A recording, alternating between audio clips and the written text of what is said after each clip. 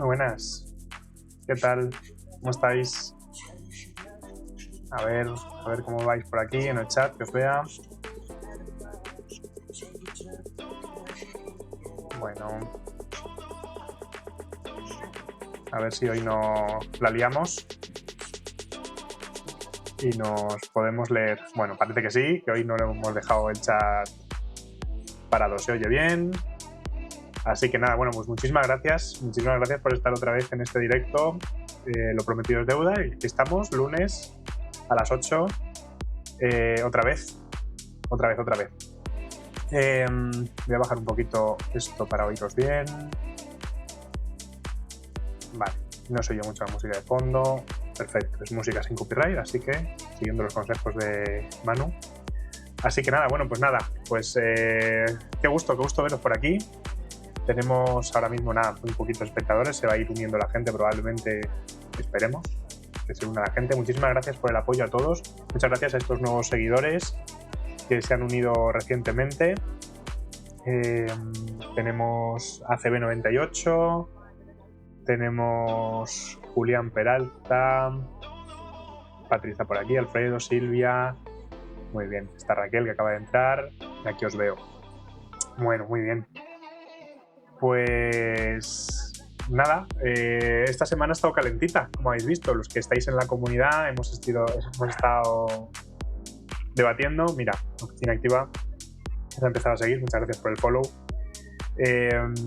Como decía, esta semanita ha estado muy activa porque hemos tenido una polémica interesante con los rehabilitadores. No sé si estáis al tanto, si habéis podido seguir cómo ha ido sucediendo este cruce de declaraciones, ¿no? Y todo empezó, bueno, vamos a intentar aterrizar un poco, ¿no? El de dónde viene todo esto. Esto saca un comunicado el pasado, voy a decir el día exacto, pero lo tengo por aquí apuntado. ¿Qué día saca el comunicado? El día 12. El día 12 saca un comunicado, el lunes mismo saca un comunicado SATSE en el que, bueno, básicamente reclama, voy a compartiros y así lo vamos viendo juntos. Sí, ¿verdad? Bueno, pues aquí tenéis el comunicado de SATSE del día 12, en el que SATSE reclama la derivación directa de pacientes a los fisioterapeutas para agilizar la atención. Hasta aquí todo bien. Porque bueno, es una reivindicación clásica, como sabéis, desde fisioterapia.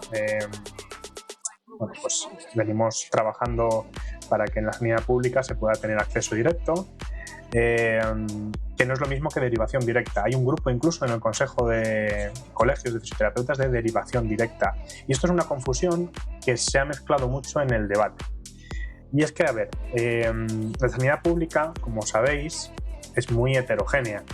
En cada comunidad autónoma, pues como están transferidas las competencias, cada comunidad autónoma pues ha ido gestionando como ha podido desde que se convirtiese esto, como decíamos, del INSalud, Instituto Nacional de Salud, a las distintas sanidades de las distintas comunidades.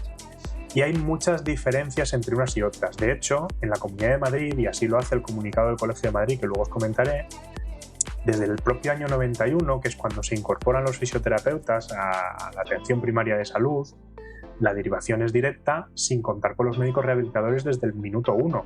Es decir, en la Comunidad de Madrid, para los que no sepáis, el médico de familia en atención primaria es el que hace la derivación a fisioterapia, y fisioterapia hace su valoración, hace su tratamiento y da su alta. Y esto del alta es relevante, lo hablaremos ahora después.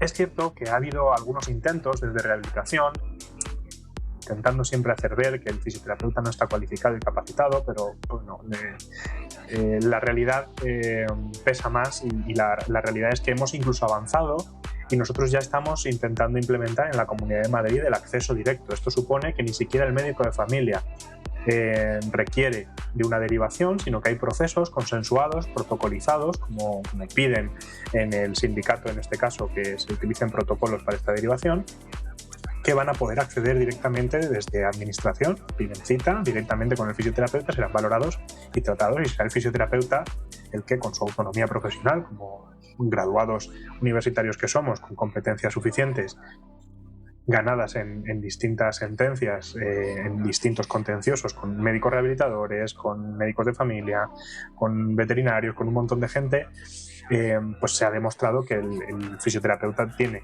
la capacidad de hacer esto, ¿no?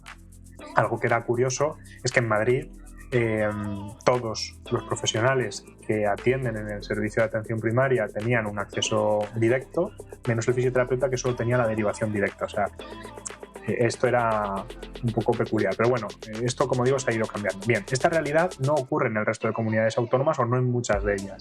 De hecho, por ejemplo, en Andalucía o en Valencia, quiero recordar, hay un médico rehabilitador en los servicios de atención primaria, ¿no?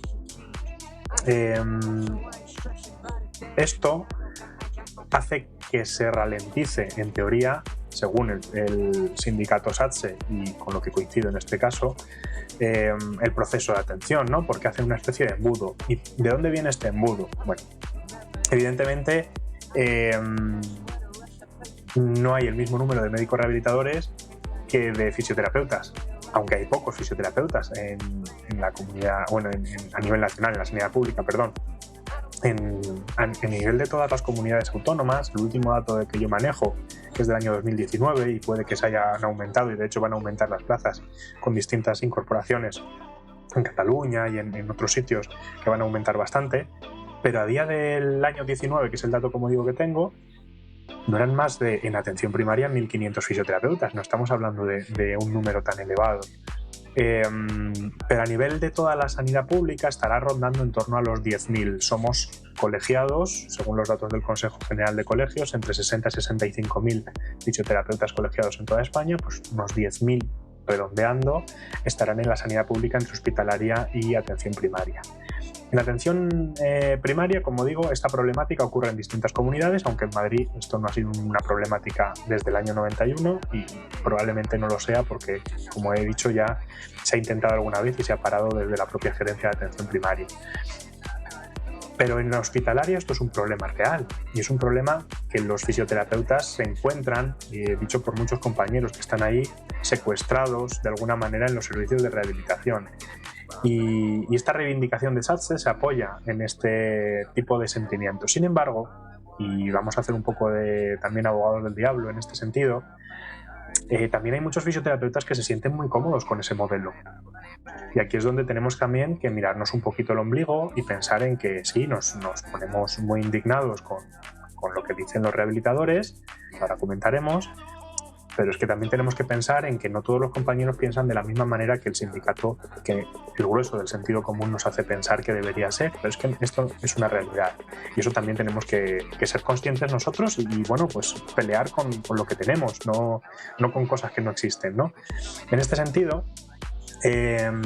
SATSE, haciendo un repaso rápido, como decimos, lo que proponen es, pues, a través de protocolos consensuados, pues que se deriven, pues, de traumatología o desde cardio o desde neumo, pacientes directamente para que sean atendidos por el fisioterapeuta. ¿Qué es lo que dice el médico rehabilitador, ¿no? La Sociedad Española de Rehabilitación y Medicina Física emite un comunicado en el que, bueno, pues básicamente, bueno, veis el título, pide una rectificación, respeto y más seriedad. O sea, como diciendo, hey, con la iglesia hemos tocado, ¿no? Como el clásico dicho. Lo que solicita la SERMED es, y apelando a un grave peligro para la salud de los pacientes y sostenibilidad del sistema, es que no se toquen las cosas. Y esto es un error.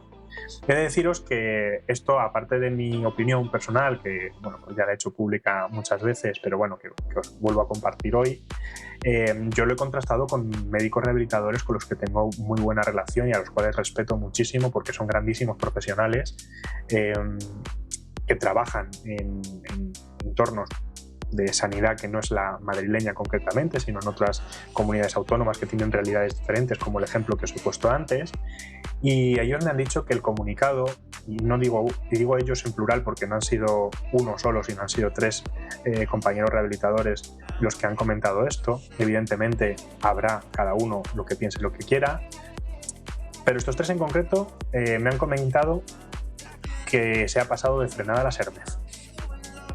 cosa que, bueno, pues a priori parece que efectivamente se ha salido un poco del tiesto. ¿Qué pasa? Que claro, la SERMED tiene impacto, son médicos y los médicos pues tienen su puesto, su posición en la sanidad y son relevantes en este sentido, y se han hecho mucho eco de esto y no tanto de las otras notas de prensa que han ido saliendo. Yo sí que he ido haciendo un seguimiento sobre esto. Pero el caso es que algunos de los propios médicos rehabilitadores, como digo, a los cuales respeto muchísimo, no les gusta esta reivindicación porque no refleja la realidad de su día a día tampoco. Lo que me han comentado ellos, vaya. Esto nos suena mucho, ¿no? Cuando hacemos una reivindicación profesional a nivel global, no suele reflejar todas las realidades, refleja aquellas que consideramos. Y digo consideramos porque nosotros cuando lo hacemos desde el colegio, cuando ahí me incorporo como miembro del colegio de fisioterapeutas de la Comunidad de Madrid que soy, y hacemos un comunicado, hacemos una acción política en la que hablamos por todo el colectivo, obviamente no podemos generalizar. Lo intentamos hacer pues para intentar hablar de mayorías, intentar hablar de temas que afectan a grandes grupos. Pero la realidad es que nos pasa con el conflicto de los CACIR. Cuando hablamos con compañeros que trabajan mano a mano con profesionales del deporte, nos dicen que ellos no tienen ningún conflicto competencial, que saben hasta dónde lleva uno y hasta dónde otro. Y esto es la realidad en el grueso de las personas. Sin embargo, cuando hablamos a nivel profesional o a nivel de colegios profesionales, en este caso competencial, chocan mucho porque nos basamos en la ley, en la normativa. Y es que esas normativas a veces pues o están obsoletas o no reflejan la realidad competencial en cuanto a capacidades o un montón de circunstancias, ¿no? Y esto es lo que pasa un poco con esto de la SERMED. La SERMED apela, y este párrafo es determinante, no sé si lo veis bien, os lo voy a ampliar un poquito. Y esto yo creo que es aquí donde se pasan de frenada muchísimo, es que cualquier actuación de fisioterapia relacionada con la medicina física y la rehabilitación, esto es, con todo lo concerniente al diagnóstico, evaluación, prevención y tratamiento de la incapacidad encaminados a facilitar, mantener o devolver el mayor grado de capacidad funcional e independencia posible a las personas, debe realizarse dentro del ámbito de los servicios de rehabilitación y medicina física y bajo la coordinación eficaz y eficiente del médico especialista en medicina física y rehabilitación, como facultativo competente para coordinar un equipo interdisciplinar, bla, bla, bla. Esto es una cagada como un piano, porque la realidad clínica ya nos dice que el 80% de fisioterapeutas que no están en la sanidad pública no ejercen bajo este perfil. Y no hay un, como dicen, aumento de las demoras, ni comentan por aquí, grave peligro para la salud de los pacientes, todo lo contrario. O sea, se han columpiado muchísimo en este sentido. Yo creo que se han pasado mucho a la hora de intentar meter miedo a la población o meter miedo a las instituciones para intentar seguir manteniendo su status quo. Que yo lo entiendo que se les acaba un poco el chiringuito si no entienden cuál es su puesto, porque estos compañeros con los que yo estaba hablando entienden perfectamente que el fisioterapeuta tiene un papel, el médico rehabilitador tiene otro, el terapeuta, el logopeda, el psicólogo, el equipo de rehabilitación es un equipo y trabajan codo con codo unos con otros y cada uno hace su papel. Es cierto que algunos de estos compañeros rehabilitadores comentan que efectivamente ellos consideran que el papel de la coordinación del equipo debe recaer en el médico rehabilitador. Y yo discrepaba de ellos en el sentido de que es cierto que hay algunos casos bien protocolizados en los que el fisioterapeuta perfectamente podría entrar a valorar y tratar sin la necesidad de que el médico rehabilitador sea el primero en que vea el paciente. Y este es el punto en el que no nos pusimos de acuerdo en esta conversación. Y es que ellos ven que ellos tienen que ser los primeros en ver al paciente y luego ya que entre el resto. Y yo creo que no es necesario porque el médico rehabilitador, salvo cuestiones de intervención, es decir, técnicas intervencionistas, técnicas diagnósticas específicas que no pueda realizar un fisioterapeuta o terapeuta ocupacional o psicólogo o logopeda o cualquier miembro del equipo de rehabilitación. Esas técnicas que puede hacer el médico no son, en muchos casos, y evidentemente luego hay casos y casos, pero no es cierto que sean imprescindibles que se tengan que realizar en la primera visita de valoración. Sin embargo, las técnicas de tratamiento precoz, por ejemplo, en posquirúrgicos, ligamentos cruzados se me ocurre, en el que ya tenemos algunos ejemplos. En algunos hospitales de la Comunidad de Madrid me consta que hay unidades de traumatología que entra el fisioterapeuta inmediatamente después de la cirugía hablando con los traumatólogos que le explican cuál es el proceso que han seguido, donde tienen que tener más cuidado para no estropear el trabajo que han hecho los traumatólogos, donde pueden potenciar un poquito más, y esa conversación con otros especialistas, y esta es la otra clave que me decían los médicos rehabilitadores que no les ha gustado del comunicado inicial de SATSE, y es que rebaja al rehabilitador a un estatus de no especialista. Y esto también lo he vivido yo con los médicos de familia, cuando se les llama médicos generales o médicos sin especialidad y se habla del especialista y el médico de familia. Bueno, pues con los rehabilitadores esto no les ha gustado mucho tampoco, porque habla en el tuit, por ejemplo, que lanza SATSE para resumir esta nota de prensa, habla médico especialista, rehabilitador, fisioterapeuta, y luego médico especialista, fisioterapeuta. Es decir, que de manera tácita está rebajando a la categoría de no especialistas a los médicos rehabilitadores, y eso es lo que les ha picado realmente. Es un problema de ego, es un problema de falta de... Pues sí, de ego, básicamente, de no sentirse seguros en lo que están haciendo. ¿Y esto por qué es? Bueno, pues atendiendo un poco a los datos, se me ha ocurrido revisar cuántos médicos rehabilitadores, o sea, estamos hablando de números, antes os daba los de fisio, pero es que en los médicos rehabilitadores me decían, la SERMEF representa 1.800 médicos rehabilitadores, pero es que en España debe haber en torno, me decían estos médicos, en torno a los 2.000 médicos rehabilitadores en la pública, más los que estén ejerciendo solo en la privada.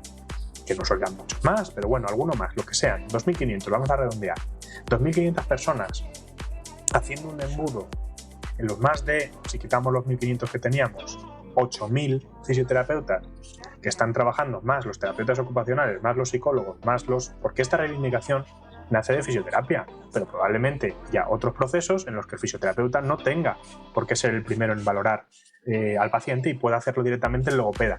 Trastornos de la deglución o del habla. ¿Qué narices pinta un fisioterapeuta en ese proceso? Pues desde mi punto de vista, bien poquito. En algunos casos sí, en algunos casos la fisioterapia, pero no será el profesional principal. Bueno, pues en esos casos, protocolos para que el logopeda sea el primero que valore, y a partir de ahí el médico rehabilitador, las técnicas que tenga que hacer de medicina, de intervención, tratamiento farmacológico o de diagnóstico, pues fantástico. Pero una vez que ya está diagnosticado por otro médico de otra especialidad, ¿para qué narices el médico rehabilitador tiene que diagnosticar al principio? Eso es lo que... donde yo creo que están patinando un poco los médicos rehabilitadores. Evidentemente, si tú le quitas a un médico su capacidad diagnóstica como referente del proceso, pues apaga y vámonos. Si sois 2.000 y le quitas encima esa capacidad, pues es que estamos teniendo un problema económico importante, y es que la gente se queda en el paro, y es que tienes una especialidad que se queda sin competencias. Y esto es un problema que va más allá de peleas de notas de prensa o de sociedades científicas. Otra cosa que me parece un poco curiosa o a destacar es que una reivindicación profesional, claramente profesional, no laboral, aunque tenga tintes laborales y habla ahí de listas de espera e intenta agarrarse a esto, desde mi punto de vista, SATSE se mete donde no le llaman. Y creo que lo hace con un claro interés de ganar afiliados, mi opinión, conociendo un poco las perspectivas, y me parece, insisto, estoy muy de acuerdo con la reivindicación que hace SATSE, pero creo que no es SATSE el organismo que debe hacer esta reivindicación, aunque debe apoyar estas reivindicaciones, y no al revés como ha ocurrido, y es que los colegios profesionales, el consejo y demás se han ido sumando progresivamente a esta reivindicación, que hace muy ilícitamente SATSE, pero que creo que debería ser al revés, aunque es cierto que los colegios lo hacemos y en los foros que corresponde y habitualmente. ¿Esto ahora a qué viene? Me explico, ¿por qué ahora? Y es que recientemente, en junio, ha habido elecciones en SATSE. Ojo, esto es interesante.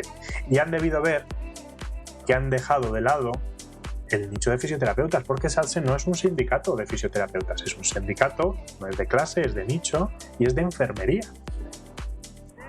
Ojo, cuidado, que quedan muy pocos fisioterapeutas enfermeros y se está intentando nutrir de afiliados de fisioterapia, y esto no es nada más que un brindis al sol desde mi punto de vista, porque ha reclamado a las administraciones sanitarias. ¿A qué administraciones sanitarias? ¿Qué tipo de reclamación es esta? Una nota de prensa. ¿Qué acciones van seguidas de esto? Porque no lo especifica en ningún momento. Ojo, insisto, el fondo, fantástico. Estoy totalmente de acuerdo con esta reivindicación. La forma, quizá lo que hace es entrar en conflicto, que insisto, se han pasado de frenar a los rehabilitadores desde mi punto de vista, pero entras en conflicto primero menospreciándoles. No deberíamos hacer esto. Son médicos especialistas, tienen su MIR, tienen sus 4 años de especialidad y con esto, ojito con esto. Yo creo que ahí se han columpiado SATS. Médicos rehabilitadores, advertir el grave peligro para la salud de los pacientes y sostenibilidad del sistema público cuando ya se ha demostrado que la sostenibilidad mejora incluso cuando se accede directamente al fisioterapeuta sin pasar por el servicio de rehabilitación, y de esto hay literatura más que de sobra, pues eres una sociedad científica. Hombre, si tú no estás al día de la ciencia, ¿qué ejemplo estás dando? Esto es lo que decía, que es un poco peculiar, una sociedad científica protestando a un sindicato de algo que es profesional y los colegios a verlas venir. El colegio de médicos ni está ni se le espera, ni la organización médica colegial. No esperéis que se muevan un dedo por los rehabilitadores, tampoco por nosotros, obviamente. Pero de ponerse de algún lado, obviamente, nunca se iban a poner del lado del fisioterapeuta, se pondrían del lado del médico rehabilitador porque son médicos también, y esto es evidente, ¿vale? Pero aquí esto es un detalle de corporativismo, de no poner al paciente en el centro nunca. Y es que estoy de acuerdo en que hay procesos muy concretos que se pueden protocolizar. Ellos hablan de que ya existen los fast track, por ejemplo, unos ejemplos que existen en algunas comunidades autónomas en los que ya se accede directamente al fisioterapeuta. Pero es que esos fast track son claramente insuficientes porque las demoras son enormes. Y aquí me hacen un apunte muy interesante los médicos rehabilitadores y decían, vale, quitamos al médico rehabilitador de la puerta de entrada, ¿no? Le ponemos en un papel secundario en cuanto al tiempo, no en cuanto a importancia, cada uno tiene la suya, pero sí en cuanto al momento en el que entra en contacto con el paciente. El problema que se han encontrado, porque ya tienen casos en los que han probado hacer esto, como decía, estos fast track, es que el fisioterapeuta no quiere dar el alta y tiene que hacer el mismo embudo de salida. Ojo, que esto no lo ha mencionado nadie, que solo hacen el embudo de entrada, pero es que los pacientes hay que darles de alta. Y esto es una problemática que nos hemos encontrado nosotros también en la atención primaria. Y es que el fisioterapeuta medio le cuesta mucho dar altas. Porque claro, es que se puede seguir beneficiando de fisioterapia, obviamente. Pero es que tienes que tener unos objetivos claros y cuando no los cumples, pues tendrás que derivarlo, porque a lo mejor no eres tú el profesional indicado. Bueno, pues este tipo de problema del alta, de trasladar el embudo del inicio al final, no se ha comentado en ningún momento y yo creo que es muy, muy interesante, muy, muy relevante. Porque no podemos hacer esto. Vamos a intentar solucionar un problema creando otro. Esto no tiene ningún sentido, aunque es una manera muy habitual en la administración pública de gestionar. Creo que no tendría ningún sentido si no se le dota de las capacidades y los profesionales, en este caso fisioterapeutas, no asumimos la responsabilidad que eso conlleva. Ahora sí, y aquí SATSE sí que tiene algo que decir. Si asumes una responsabilidad, tiene que ir acorde a tu capacidad profesional y a tu nivel laboral. Hemos tenido hace poquito también el debate de si somos A1, A1 Plus, A2 o qué.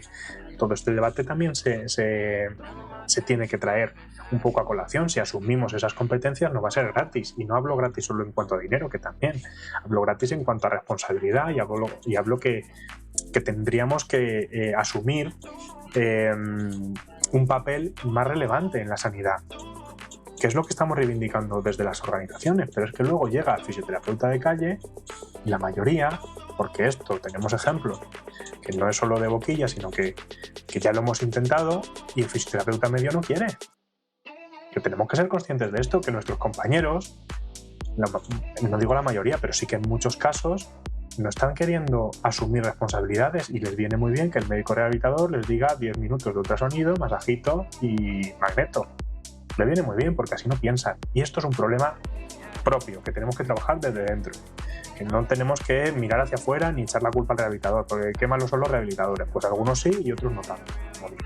Bueno, pues esto ha tenido su repercusión, como decíamos, en el que SATSE hace una contrarréplica y hace un poco de lo que os estábamos diciendo. Lo que pasa es que en lugar de arreglarlo, yo creo que la lía un poco más.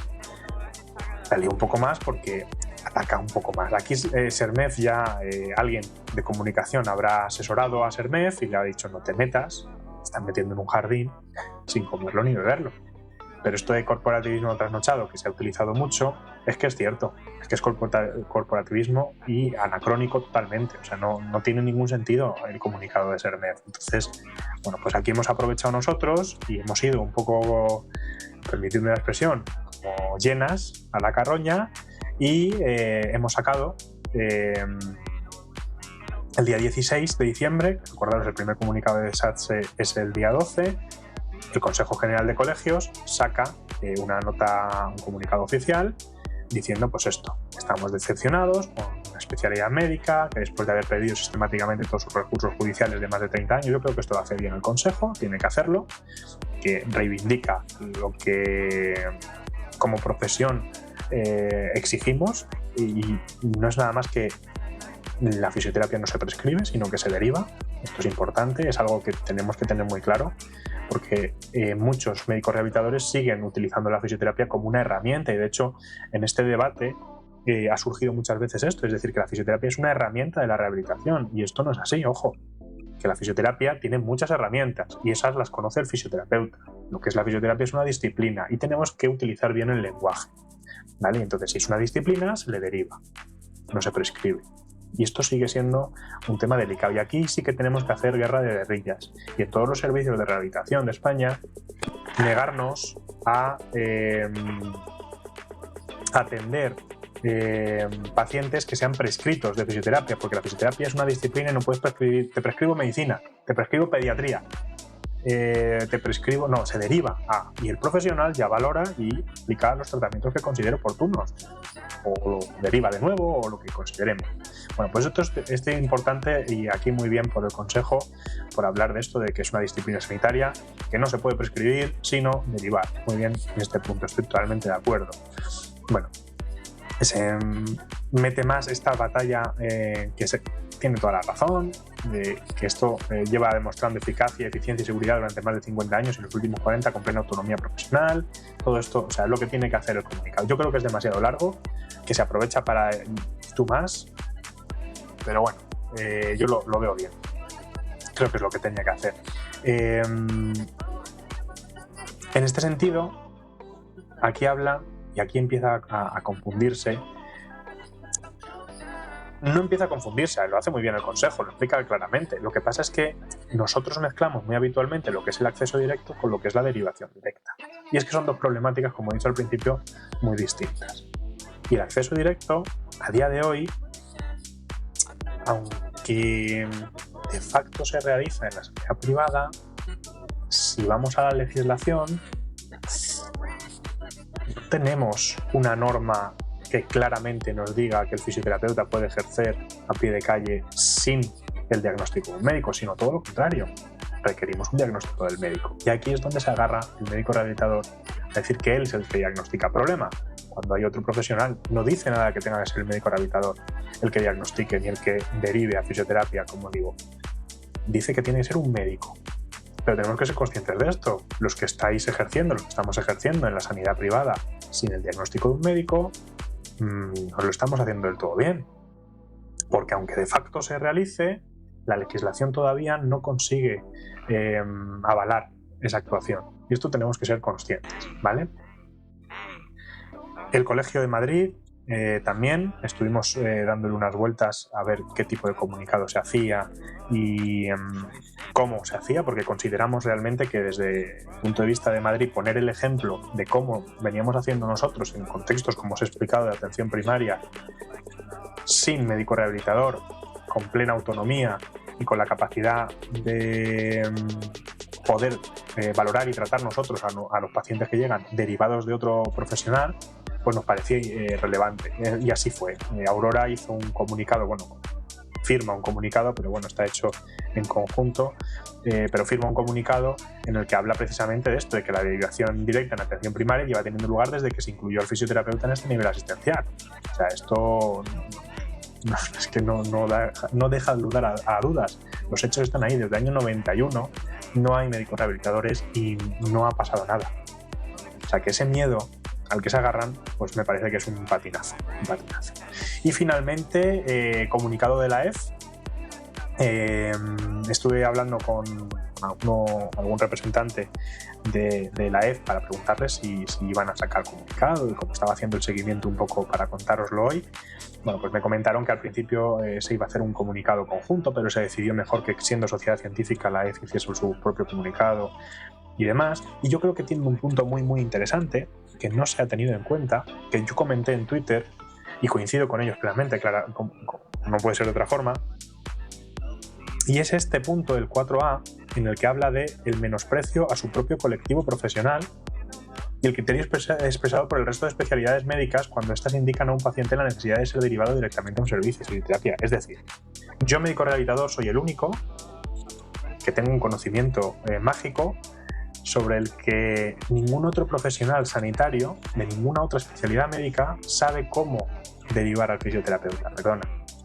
Traumatólogo, ya os he puesto el ejemplo antes, sabe perfectamente cuando un paciente necesita recuperar movilidad o capacidad funcional o fuerza. Esto no es traumatólogo. Si tú te estás quejando, médico rehabilitador, de que no se te tiene en cuenta como especialista, no infravalores al resto de especialidades. Que es que el neurólogo a lo mejor te da 1000 vueltas a hacer una valoración neurológica, y una vez que hace la valoración y hace su diagnóstico le dice al fisioterapeuta: ahora lo que quiero es que recupere el movimiento, ahora lo que quiero es que recupere esto. A lo mejor no necesita un médico rehabilitador. Ojito con esto, que a lo mejor no te ha apoyado la organización médica colegial porque estás tirando piedras contra tu propio tejado, que esta visión no la hemos tenido, lo hemos planteado como una guerra fisioterapeutas rehabilitadores, y lo mismo no. Y lo mismo no es así. Lo mismo te están metiendo donde no te llaman, porque solo sois 2000.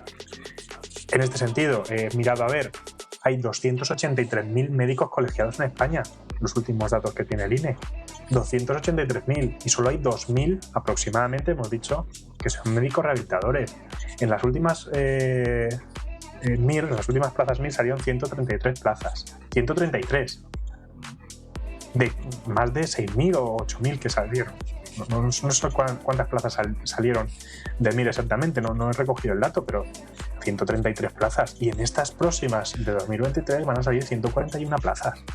O sea, que no estamos hablando de que haya una cantidad de médicos rehabilitadores brutal para tener una fuerza de presión enorme, sino todo lo contrario. Es que tienes un colectivo de 60.000 compañeros que conocen perfectamente su capacidad y autonomía, y que en muchos casos te están diciendo no aporta o aparta, ¿no? El clásico, aporta o aparta. Y en este caso es un aparta.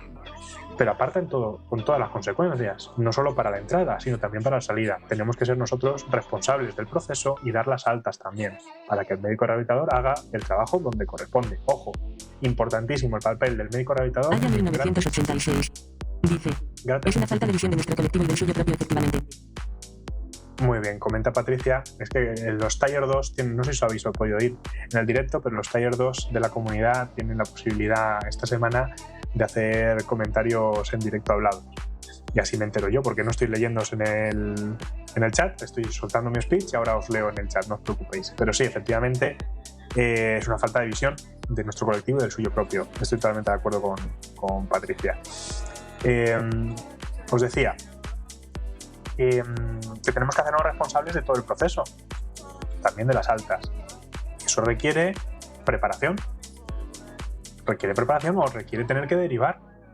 Requiere formarnos en banderas rojas, en identificación de patología grave, en ser primer interviniente en algunos casos, pues formarnos en este sentido, que parece que muchas veces se nos olvida también que no todo es cuestión de poner ultrasonidos y magnetoterapias, que hay que ser profesionales sanitarios para todo. Ojo, esto no son todos los fisioterapeutas, no estoy diciendo esto, son una minoría probablemente, pero esta minoría es a la que se agarran los médicos para no dejar esta pieza del puzzle, y es importantísimo. Yo creo que la única manera de entendernos, y aquí voy concluyendo ya con este speech, la única manera de entendernos será ceder y hacer unos protocolos claros y tener de nuestra mano a profesionales concretos, neurólogo, traumatólogo, neumólogo, otros profesionales de otras especialidades médicas que conozcan los protocolos específicos y que participen de esos protocolos específicos, en los que nosotros no seamos necesariamente la pieza clave, pero sí la primera pieza. Entonces esa derivación directa pasa por nosotros y luego el médico rehabilitador tiene que hacer su valoración, tiene que hacer su parte del trabajo también. En grandes dependientes, os estaba diciendo antes, el médico rehabilitador es fundamental. La visión global de todo el proceso de rehabilitación que tiene un rehabilitador no la tiene un fisioterapeuta, por mucho que nos guste. No la tiene, porque no tiene esos conocimientos, porque no se forma para ello. También os digo, ojo, con la formación, que he estado revisando el BOE donde tienen la formación MIR los rehabilitadores. Y bueno, a ver si lo podéis ver.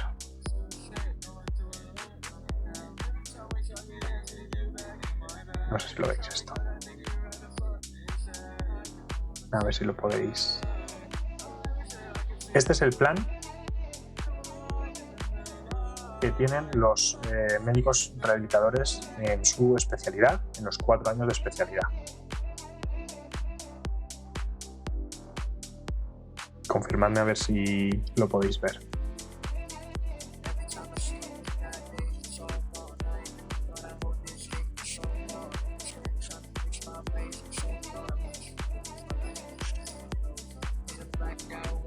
Porque aquí no me sale.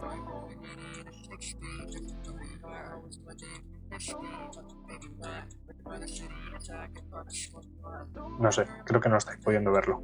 Bueno, se ve el comunicado de la EF, eso pensaba. No estáis pudiendo ver el que yo quiero. Si... Bueno, el caso, os lo cuento yo por encima. De habitación respiratoria tienen un mes en el 4.º año, por ejemplo. De rehabilitación vestibular tienen un mes en el 2.º año. De neurología tienen 2 meses. De geriatría tienen 2 meses. De manejo del dolor, 1 mes. Bueno, pues a mí esto no me parece claramente insuficiente para poder decir que, bueno, son estos profesionales los que tienen que coordinar todo el proceso. No sé, a mí me parece aventurado, cuanto menos. A ver si consigo que lo veáis, porque esto sí que me apetecería que lo vieseis.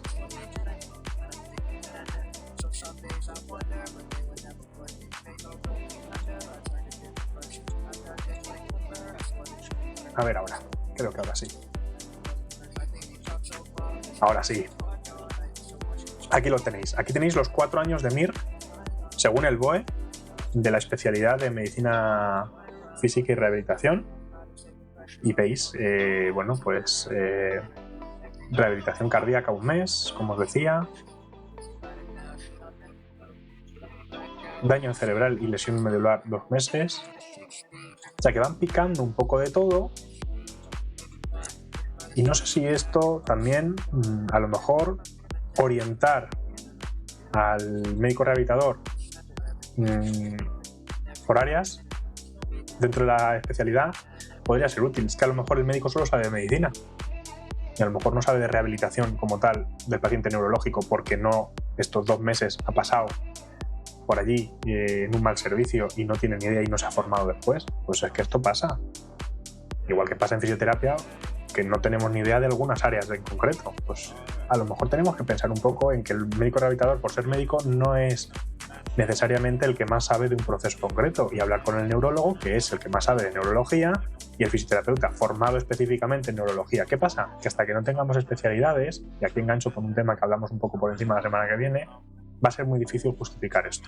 Se puede justificar con formación de posgrado, se puede justificar con formación específica acreditada, se puede justificar de muchas maneras, pero hasta que no tengamos, si tuviésemos una especialidad concreta de respiratorio, de neurología, sí que sería muy fácil que el fisioterapeuta fuese el que estuviese en esos servicios, y esa es la reivindicación que tiene que ir asociada. Mientras que no tengamos la especialidad clara, todavía no estamos cerca de tenerla, aunque estamos mucho más cerca que hace un tiempo, pero todavía nos queda. Estas reivindicaciones no tienen mucho sentido, desde mi punto de vista. Pero bueno, aquí lo tenéis, para que lo veáis. Curiosidades. Bueno, pues esto. A ver, cosas del chat, que os he dejado un poco abandonados. Contad, a ver. monitorizar y evaluar paciente en proceso de rehabilitación y no solo diagnosticar. Sí, es lo que comentábamos. Que se quieren hacer dueños un poco de todo el proceso también en ese sentido. Bueno, monitorizar el qué. ¿Qué pasa? Que un fisioterapeuta no sabe si su paciente avanza o no avanza, si necesita medicina o no. Esto también lo discutía yo cuando hablaba con esto. Desconocimiento por su parte y falta de trabajo por la nuestra de quienes trabajan con ellos totalmente. La legislación hay que adaptarse a la realidad, pero es que esta legislación la hacen los políticos y tenemos muy poca capacidad de presión frente a la que tienen los médicos para adaptar esta legislación, y esto es un problema importante. Una parte lícita, sí, pero sí que hay compañeros que quieren y compañeros que no, entonces no pueden pagar justos por pectores. Aquí decía Raquel, ¿no? También hay una parte lícita de no querer coger mayor responsabilidad por el mismo sueldo. Bien, está muy bien, pero sí que hay gente que la quiere coger y no la puede coger porque otros no la quieren coger, entonces habrá que buscar, a lo mejor es momento, y esto me habéis oído muchos de vosotros hablarlo en alguna ocasión, de hacer un FISMA en la profesión, igual que existe en Estados Unidos, y tener Physical Therapist Assistant y el PT, que le encanta a Juan Antonio mencionar. Ese fisioterapeuta que tenga una mayor capacidad de toma de decisiones y demás, y un assistant que simplemente se dedique a hacer los tratamientos sin más responsabilidad. Pero es que ahora mismo uno tiene un techo de cristal que puede, que está formado y que tiene la capacidad y no le dejan, y otro que no quiere y está cobrando lo mismo que el anterior. Entonces, ¿quién está cobrando? A lo mejor uno de más, otro de menos, ya os digo yo que de menos los dos, pero a lo mejor este debate debería ser algo a aterrizar. Ese punto de cisma en el que sales del grado y todavía necesitas una especialización, grado y máster, por ejemplo, máster orientado o especialidad, si lo hubiese, no sé, no lo tengo claro. Pero yo creo que el debate no es tan sencillo como quítate tú para ponerme yo. No creo que esto sea así. Pero bueno, pues esto es. En el caso de que el fisio se encargase de la entrada y salida del paciente, ¿qué papel ocuparía entonces el rehabilitador durante el proceso? Pues tratamiento, desde mi punto de vista, tratamiento médico, tratamiento farmacológico, seguimiento del mismo, tratamiento intervencionista, que se nos olvida que es un médico y que puede hacer técnicas intervencionistas que en algunos pacientes, como por ejemplo pinchar toxina botulínica en paciente espástico, pues esto lo puede hacer un médico rehabilitador. No necesariamente lo tiene que hacer un neurólogo, lo puede hacer un rehabilitador, y esto sería muy útil porque tiene una visión de la rehabilitación que no tiene un neurólogo, por ejemplo. O una técnica en dolor, por ejemplo, que ahí tenemos rehabilitadores también en la Sociedad Española de Dolor, interesados en técnicas de radiofrecuencia o en algunas técnicas invasivas en las que el proceso requiere esas técnicas invasivas, y el médico rehabilitador pues tiene una capacidad de hacerlas si se forma en ellas, que no tenemos los fisioterapeutas, guste o no. Esto es así. Entonces yo creo que, aunque una vez que ya viene diagnosticado, el médico rehabilitador pierde esa capacidad diagnóstica, pues ya viene diagnosticado. Que haga el seguimiento del proceso, que va a seguir. Si yo hago una valoración como fisioterapeuta, ¿el médico rehabilitador va a saber mejor que yo qué valoración le he hecho? No tiene mucho sentido. Entonces muchas veces dejar en manos del médico, por ser médico, la valoración del paciente hace que se dupliquen estos procesos y que el médico haga su valoración y cuando llega el fisio tenga que hacer la suya. ¿Para qué? Si el fisio ya puede hacer la primera, hace su tratamiento, y el médico rehabilitador pues que se guíe en los casos en los que sea pertinente, que no serán todos, probablemente no sean ni siquiera la mayoría, pero que negarse a esto es una metedura de pata desde el punto de vista de toda la estrategia que se pueda plantear. Pero bueno, Reino Unido tienen a los fisios de práctica avanzada en base a las formaciones especializadas que tengan. Esto sería una manera. El modelo de Reino Unido, en el que tienen distintos estamentos, tienen distintos niveles, y en función del nivel, si eres senior, pues también cobras más. Bueno, pues es una manera. De hecho, a mí el NHS es un modelo que me gusta bastante, porque ya han pasado por el mismo proceso que estamos pasando nosotros y han pasado hace 30 años por él. Pues deberíamos fijarnos con esta carencia de profesionales y los profesionales que se fueron, cómo lo resolvieron en su momento. A lo mejor deberíamos fijarnos en qué cosas les han ido bien y qué cosas mal y aprender. Comenta Patricia lo que decía. Infiltraciones, pruebas de imagen, pruebas de laboratorio. El médico rehabilitador es el que mejor conoce el proceso de rehabilitación del paciente dentro del ámbito médico. Los otros médicos saben de su área de especialidad, pero no de cómo recuperar la patología. Y es cierto que tiene un papel fundamental en esos procesos, pero a lo mejor no es el primero que tiene que entrar y no es el papel central en algunos procesos que se pueden protocolizar, que se pueden valorar porque hay literatura de sobra y guías de práctica clínica de sobra para poder elegir algunos, y en los que no siguen haciendo ese papel, si es que nadie les quiere quitar del proceso, al menos no en mi caso. Pues yo creo que este tema ya no da mucho más de sí, así que vamos a seguir con otros temas que teníamos pendientes que quería contaros. ChatGPT. ChatGPT, ¿sabéis lo que es? Vamos a preguntarle.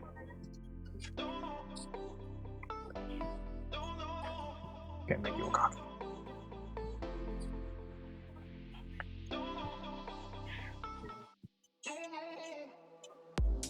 A ver, ¿qué nos dice? A ver si ahora no va a querer funcionar. Me la liamos. Ahí lo tenéis. Es un acrónico de Generative Pre-Training Transformer. Es un modelo de lenguaje desarrollado por OpenAI que fue entrenado para realizar tareas de lenguaje natural como traducción, resumen de textos y respuesta a preguntas. GPT utiliza una arquitectura llamada Transformer para procesar el texto y aprender a generar texto de manera autónoma. Y es capaz de generar texto coherente y natural y puede ser utilizado en aplicaciones como chatbots o asistentes de voz. Bueno, esto es un resumen muy light y muy modesto de lo que es realmente ChatGPT. Tiene una tecnología actualizada, ha salido la 3.0 pero va a salir la 3.5 en breve, que permite ese procesamiento del lenguaje natural gracias a la inteligencia artificial, que cambia, desde mi punto de vista, todos los trabajos que mande a partir de ahora en la universidad que tengan que ver con redacción o con reflexión, porque lo hace tan bien que probablemente la respuesta se pueda generar por inteligencia artificial. A mí no me sirve que redacte ya, lo que me sirve es que con lo que ha redactado ChatGPT tú me hagas un análisis posterior y me analices en profundidad, potenciar el pensamiento crítico. Este es el primero de los usos que se me ocurre que le podríamos sacar. No sé si habéis tenido ocasión de probarlo, os lo recomiendo, ahora mismo está en fase de pruebas, se puede probar en la dirección, la URL que veis, chat.openai.com. Os registráis con una cuenta de Google o con un correo electrónico y podéis acceder directamente a esta herramienta y hacerle preguntas. Y hay preguntas pues que son muy interesantes que podamos plantear. Por ejemplo, se me ocurría el otro día, ¿qué herramientas, qué usos le podíamos? Pues podríamos, por ejemplo, para los creadores de contenido, personas que se encargan de generar contenido, podrían utilizarlo como un repositorio de contenido evergreen. No sé si sabéis lo que es el contenido evergreen. Vamos a preguntárselo.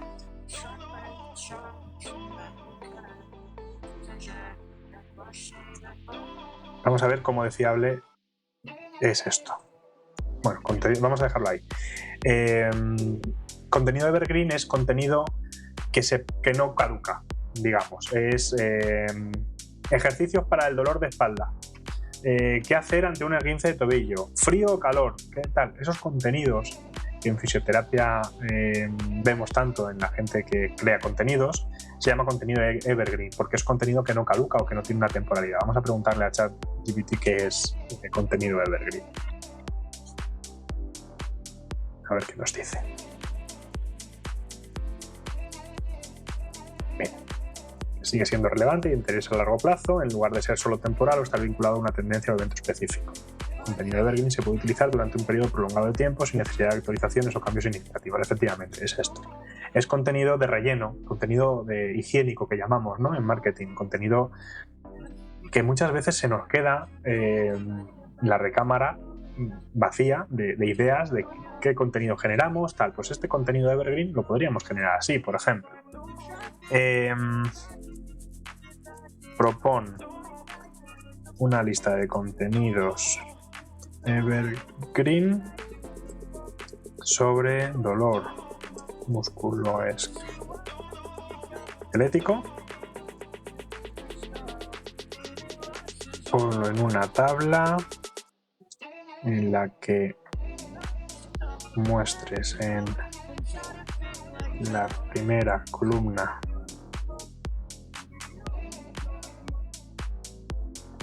título recomendado y en la segunda columna un breve resumen. A ver si funciona.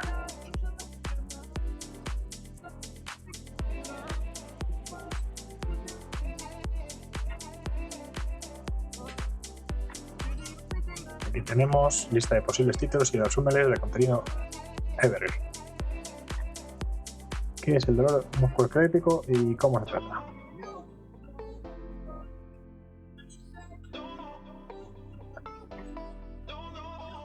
Ahí tenéis.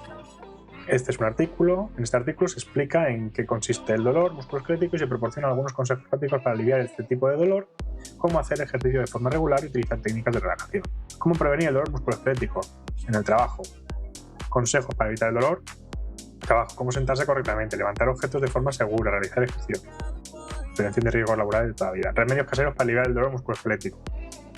Así te ofrece unos cuantos. Esto a mí me parece oro. Me parece oro. Lo siguiente es meterle DALL-E, que es la inteligencia artificial de creación con la que está hecho Ringo, el perro de nuestra comunidad, el bot de nuestra comunidad, el cono que tiene, está hecho con DALL-E, con una inteligencia artificial en la que le fui poniendo instrucciones de crear un border collie con ilustración en 3D, que lleve unos cascos de gamer y que tal. Y te crea pues, a Ringo y le dice, no me gusta este, dame otro. Este no me gusta. Vamos a quedárnoslas y vamos a regenerar respuesta. Esta no me ha gustado, ahora dame otra respuesta.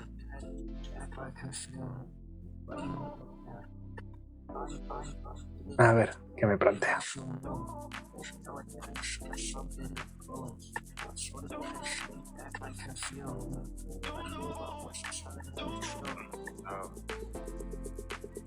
¿Cómo aliviar el dolor de espalda baja de manera natural? Este artículo proporcionaría consejos prácticos y efectivos para aliviar el dolor de espalda baja sin medicamentos. Ejercicio para fortalecer la zona lumbar. Este tutorial ofrecería ejercicios específicos para fortalecer la zona lumbar y prevenir el dolor de espalda. Pues aquí lo tenéis. Esto me parece una herramienta brutal. No sé qué os parece a vosotros, qué ideas tenéis sobre qué contenidos podríamos generar preguntas, porque lo realmente interesante de ChatGPT y para lo que sirve es para entrenar cómo se hacen las preguntas correctas. Algo que en nuestra práctica clínica es fundamental. De cara a la entrevista clínica, saber hacer la pregunta adecuada es casi más importante que tener todas las respuestas, porque las respuestas están en las guías, están en la experiencia clínica, están en la literatura, están en muchos sitios. Pero las preguntas, para poder llegar a esas respuestas, ojo, eso no es nada fácil. Y para eso nos puede servir entrenar con esta inteligencia artificial. Dependiendo de cómo plantees la pregunta, ya habéis visto, propone una lista de contenidos Evergreen sobre dolor musculoesquelético, pero le he dicho que lo ponga en una tabla, lo quiero de esta manera. El cómo dar instrucciones. Las personas que hacéis código, programáis, sabéis perfectamente que los ordenadores en este sentido son tontos. Que si le dices A, hace A, y le dices B, hace B. Pues este entrenamiento nos puede servir para afinar la manera que tenemos de preguntar a nuestros pacientes. Yo creo que tiene mucho potencial. Vamos a hacer alguna otra prueba chula. A ver qué dices.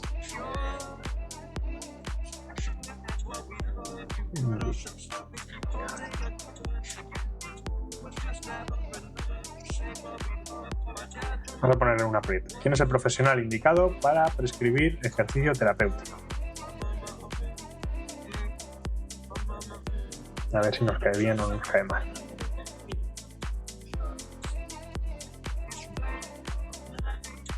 Creo que lo hemos petado.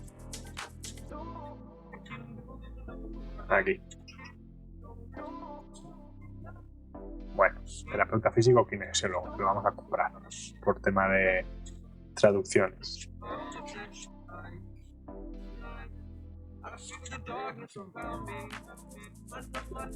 Bueno, bien. Terapeutas.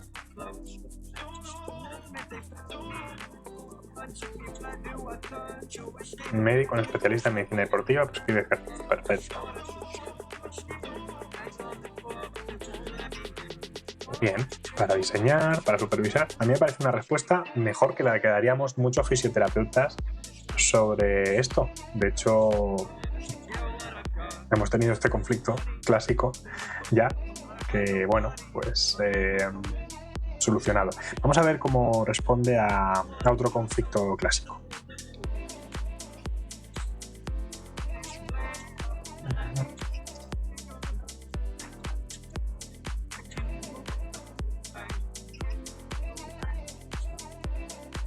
Vamos a ver qué nos dice. ¿La osteopatía es fisioterapia?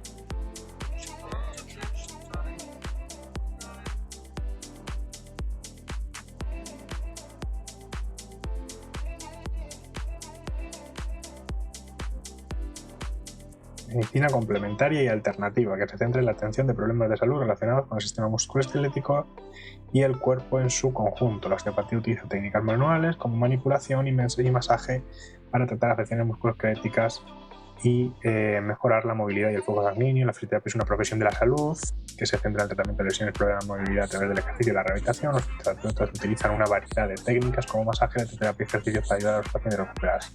La osteopatía y la fisioterapia tienen algunas similitudes y pueden ser utilizadas para tratar problemas musculoesqueléticos. Son disciplinas diferentes con enfoques y objetivos ligeramente distintos. Los osteópatas son médicos que han completado un programa de formación especializada en osteopatía, mientras que los fisioterapeutas han completado un programa de formación en fisioterapia y han obtenido un título universitario. Ojito aquí, ¿eh? Ojito aquí. Ojito aquí. A ver, que me ha salido un mensaje aquí de fallo. Ya estoy. ¿Qué os parece? ¿Qué os parece la definición que nos da de si osteopatía es o no es fisioterapia? No lo digo yo, que conste que lo dice la inteligencia artificial de OpenAI. Y bueno, aunque es cierto que esto ya en el año 2012 emitió Edu Fondevila una frase en una jornada que creo que quedó para la posteridad, se hicieron camisetas y todo de aquella frase, y es que la osteopatía no es fisioterapia por consenso planetario. Esto es así. Es cierto que en nuestro contexto, por la normativa vigente que tenemos, para poder aplicar la osteopatía hay que ser fisioterapeuta. Y esto es una realidad. Lo que pasa es que el argumento de si es o no es, lo vamos a dejar para otro directo, que yo creo que esto tiene bastante jugo. ChatGPT dice que no lo es. Habrá que entrenarlo de otra forma. Aquellos lobbies que quieran modificar esta condición, pero la realidad es que a día de hoy esto no funciona así. Pues esto es el ChatGPT. Yo creo que es una herramienta muy muy interesante. Por ejemplo,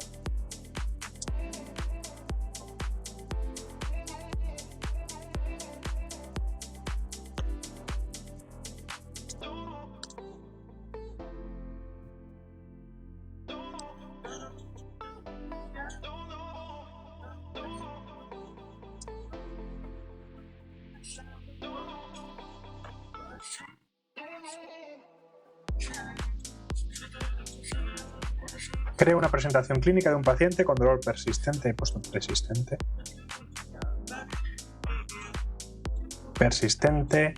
que tenga altos niveles de catastrofismo pero bajos niveles de ansiedad. ¿Queréis que añadamos algo más o le metemos aquí? Vamos a probar con esto, a ver qué nos da.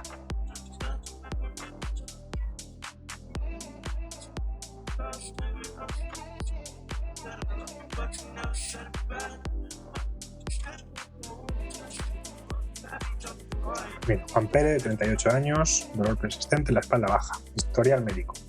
Ha padecido dolor de espalda durante más de un año, ha recibido tratamiento médico terapéutico, incluyendo medicamentos analgésicos.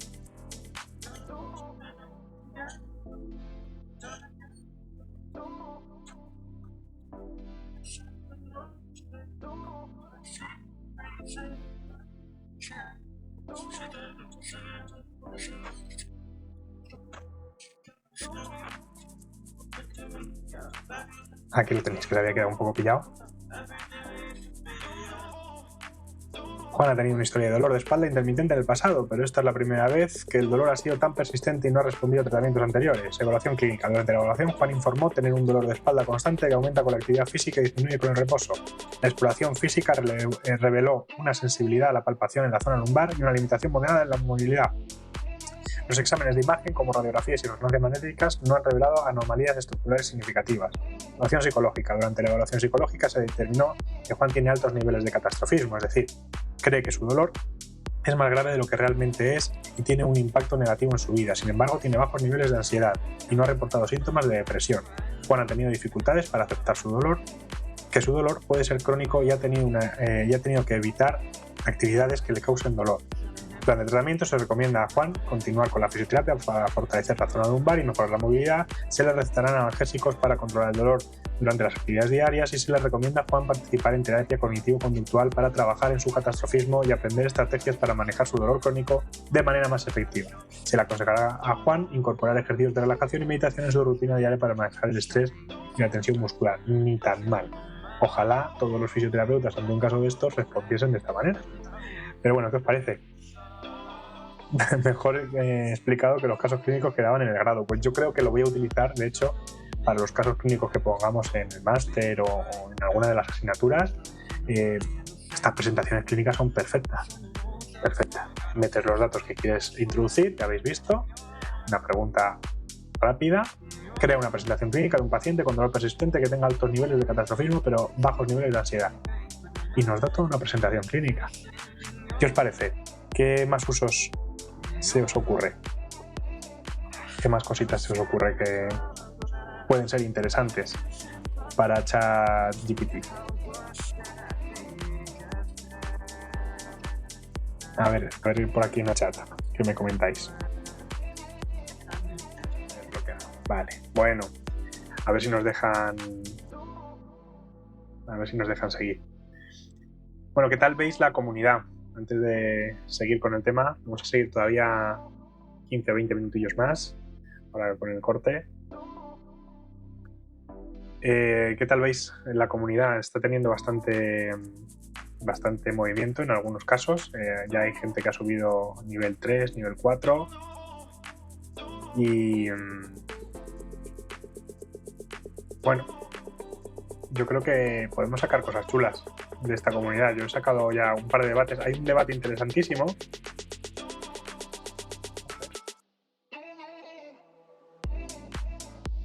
Estoy mirando por el chat, por si acaso. No, yo creo que va bien. Que dicen que va un poquito lento el chat. Pero bueno, decía, un debate interesantísimo que comentaba Alba el otro día sobre cómo cobrar si en tu clínica te piden que generes contenidos. Esto es un tema. Y hubo un debate muy interesante con unas aportaciones interesantes. Hemos creado un canal de asuntos laborales en la comunidad en la que podéis preguntar este tipo de cosas y la verdad es que hay gente que enseguida ha respondido y se ha generado bastantes temas y la conclusión fue que hay que hacer un anexo específico si vuestro convenio no incluye vuestro contrato inicial solo es clínico y no incluye la creación de contenidos, habría que hacer un anexo específico y en la comunidad hemos puesto un enlace de contratos, de modelo de contratos que podrían utilizarse y yo creo que es interesante que os paséis y le deis una vuelta porque en muchas clínicas nos están pidiendo que creemos contenidos y no se remunera ni se tiene en cuenta en las horas. Entonces, bueno, pues yo creo que esto es un tema a tener en cuenta, ya que estamos teniendo cada vez más las clínicas de fisioterapia están utilizando nuestro conocimiento para crear contenidos y bueno, pues en definitiva atraer pacientes y atraer clientes y es muy lícito y es una muy buena estrategia que los propios profesionales generen estos contenidos, pero esto hay que remunerarlo y hay que ver cómo se acuerda. Puede ser en horas, puede ser en días, puede ser en dinero, en lo que queráis, pero hay que tenerlo en cuenta y sobre todo tenerlo por escrito, importante. Entonces ahí pasaros por la comunidad porque tenéis ahí el modelo y tenéis todo el debate que se han generado, como digo, aportaciones muy, muy interesantes de varios compañeros. Que bueno, yo creo que os pueden dar un feedback interesante sobre vuestras dudas. Me pedían en el Taller 2, Taller 2 de la comunidad, es decir, las personas más activas han accedido ya al nivel 2. Tenemos ahí a Alba, Juanan, Patri, Raquel, han accedido ya algunas personas, como digo, porque han participado más en la comunidad, y a medida que van participando van ganando puntos de experiencia y bueno, pues han tenido ciertos privilegios. Este privilegio de esta semana era poder utilizar el chat de voz, como os decía, con una etiqueta especial que les he dado para que puedan ellos interrumpirme y que yo les pueda escuchar en ese momento, o sea, que tengan preferencia. Y no sé por qué estaba diciendo esto, pero bueno, me vendrá a la cabeza. Os decía que en el Taller 2 me han pedido que hablase de el clásico eterno debate hands-on, hands-off. Y este es un debate recurrente. Es un debate que he estado revisando un poco de literatura de cuando... No tanto al principio no era literatura, lo que estaba buscando eran mis tweets de cuántos años hace que fueron, y he encontrado tweets del 2014 que este debate ya se estaba dando. Y no sé, es que da un poco de pereza ya volver a retomar este debate, pero sí, efectivamente creo que he encontrado la solución. A ver si os puedo mostrar la solución.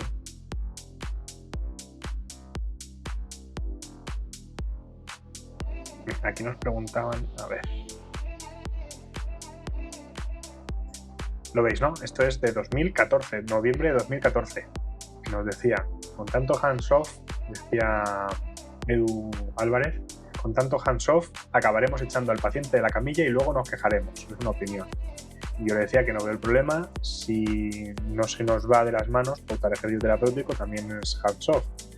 Y decía Luis, y estoy muy de acuerdo con lo que decía Luis, y me reitero que la dicotomía entre on y off es falsa, es fisioterapia. Y ese es un poco el punto de vista. Creo que he encontrado, como os decía, la solución al problema.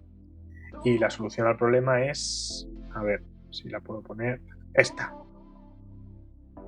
Vamos a hacer fit on, nada de hands on ni hands off. Aquí hacemos pies.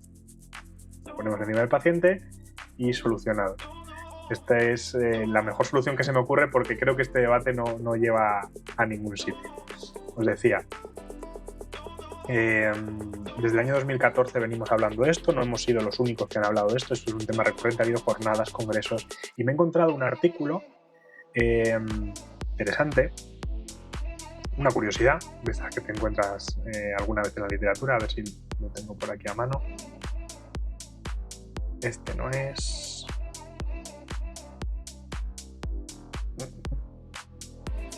de 1997. Aquí, a ver si lo encuentro. Ya me acuerdo. Está aquí. Es que no quiero desvelarlo hasta que no lo tenga a mano.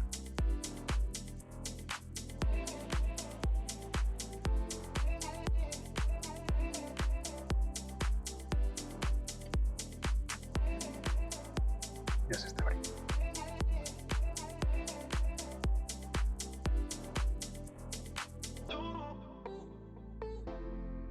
Uy, me he ido.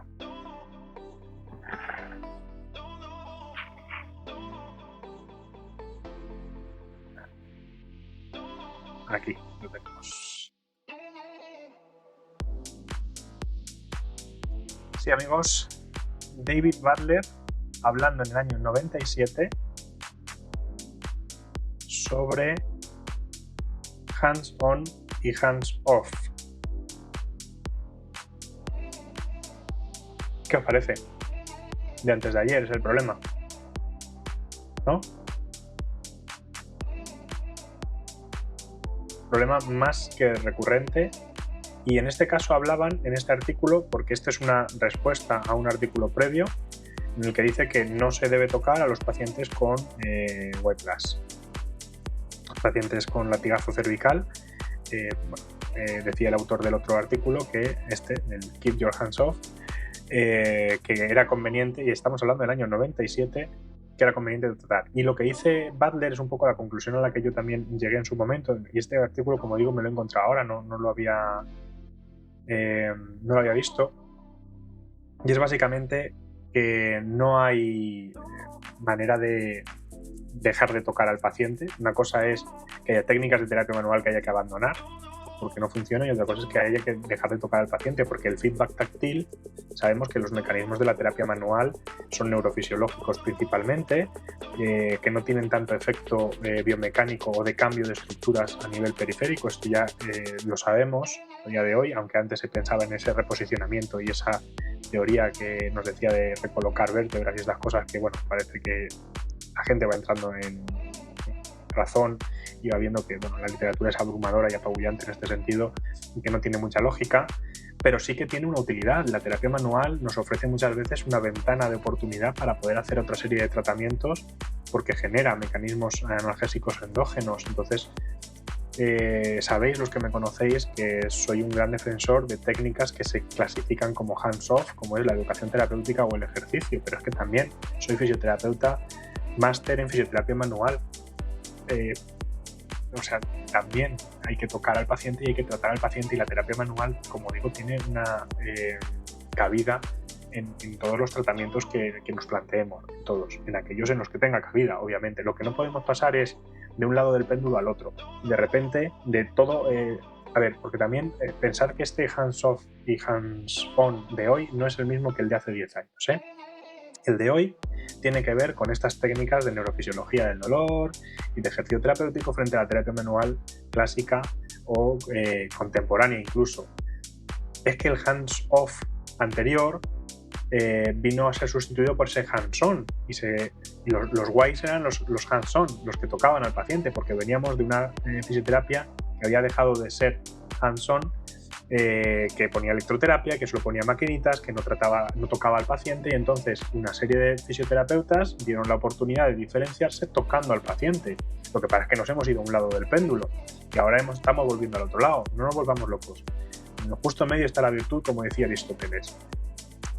Hay herramientas terapéuticas de terapia manual muy eficaces para procesos o para momentos del proceso muy concretos, que funcionan de maravilla para unos objetivos, como digo, a corto plazo. No podemos pretender que la terapia manual sea lo único que hagamos. A día de hoy no creo que este debate quepa más. Sin embargo, he de recordaros que en el último congreso de la Sociedad Española de Dolor tuve la oportunidad y la suerte de moderar una mesa precisamente sobre este punto de debate. O sea, que es un debate que sigue vivo. Desde mi punto de vista, como moderador, no podía aportar nada porque ese es el trabajo de un moderador, simplemente dar pie a los interlocutores, y ahí me tuve que morder la lengua. Pero tanto una posición como la otra eran totalmente anacrónicas desde mi punto de vista, aun siendo un congreso en el año 2022.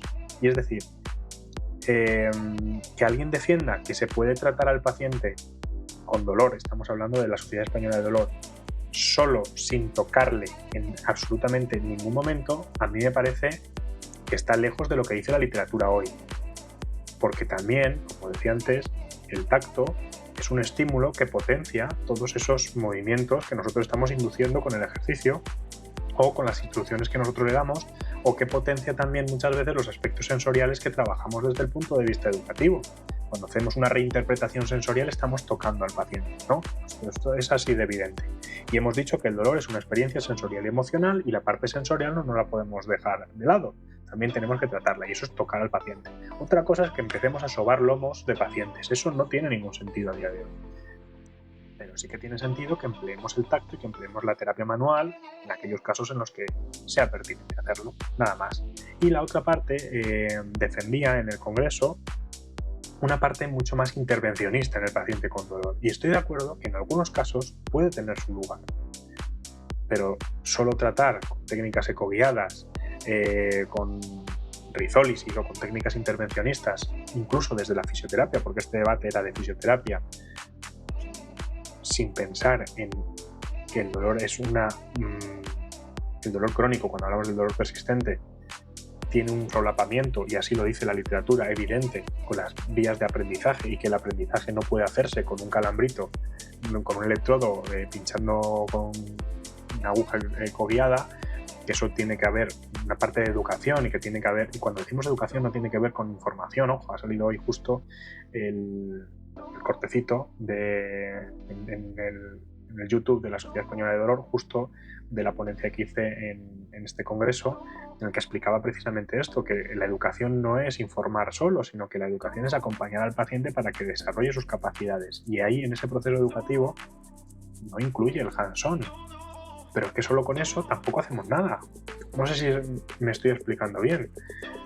Al final, este debate, que es desde el año 97 y probablemente ya venía desde tiempos inmemoriales, se repite a medida que van pasando las generaciones, porque hay gente que sigue pensando en ellos como terapeutas y no en lo que necesita realmente el paciente. Y la literatura, desde ese punto de vista, poniendo al paciente en el centro, es muy evidente, y es la combinación de ambos procedimientos la que mejores resultados da. La fisioterapia multimodal, que incluye la terapia manual, ortopédica, el ejercicio terapéutico y la educación. Y ya está. Y eso es lo que dice la IFOM y lo que dice la WCPT y lo que dicen todas las guías de práctica clínica de todas las áreas que nos hemos encontrado. Ha salido hace poquito la guía de práctica clínica de codo, de dolor lateral de codo.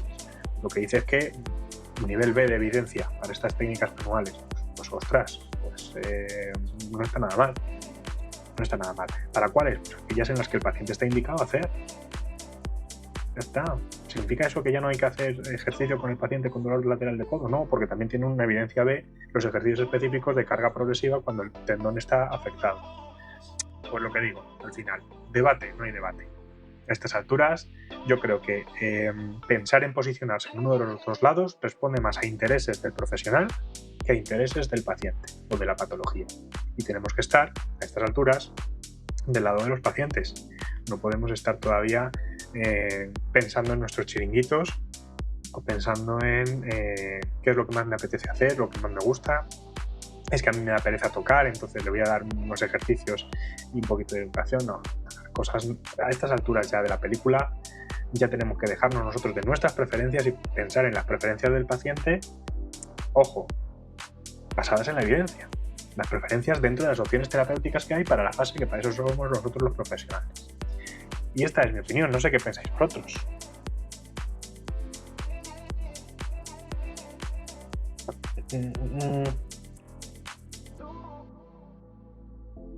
Mira, comenta Alba que no sabía que llevaba tanto tiempo el debate.